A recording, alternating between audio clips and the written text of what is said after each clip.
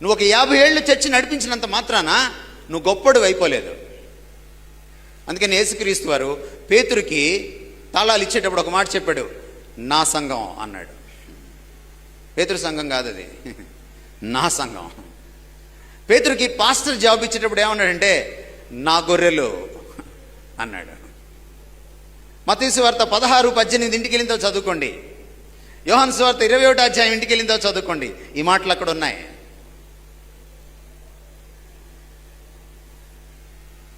ఎవరు మీరు? a special community, called out community. మిమ్మల్ని ప్రత్యేకంగా పిలుచుకున్నాడు, వేరు చేసి పిలుచుకున్నాడు. Please understand this. మీరు కాల్డ్ అవుట్ కమ్యూనిటీ మాత్రమే కాదు, you are an organic community. ఒక సజీవమైనటువంటి సమూహము మీరు. అందుకనే దేవుడు సంఘాన్ని శరీరముతో పోల్చాడు. నేను బహ్రెయిన్ వెళ్ళినప్పుడు అక్కడ నేషనల్ ఇవాంజలికల్ చర్చ్లో మాట్లాడేటప్పుడు ఒక మాట చెప్పాను. నేను వాళ్ళకి ఒక థీమ్ మీద మాట్లాడాను నేను వాళ్ళతోటి.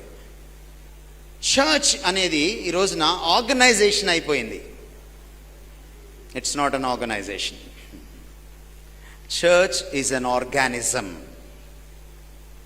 Do you know the difference between organization and organism? Organism అంటే జీవం ఉన్నటువంటి శరీరం, జీవి.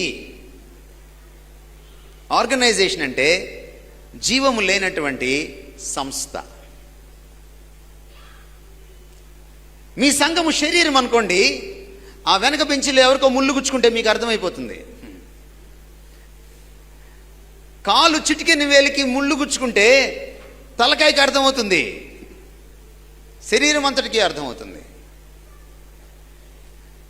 అదే మీ సంఘం ఆర్గనైజేషన్గా నడుస్తుందా? సంఘంలో ఎక్కడైనా ఎవరికైనా సమస్య ఉందా? మీకు తెలియనే తెలియదు. మీకు తెలియనే తెలియదు.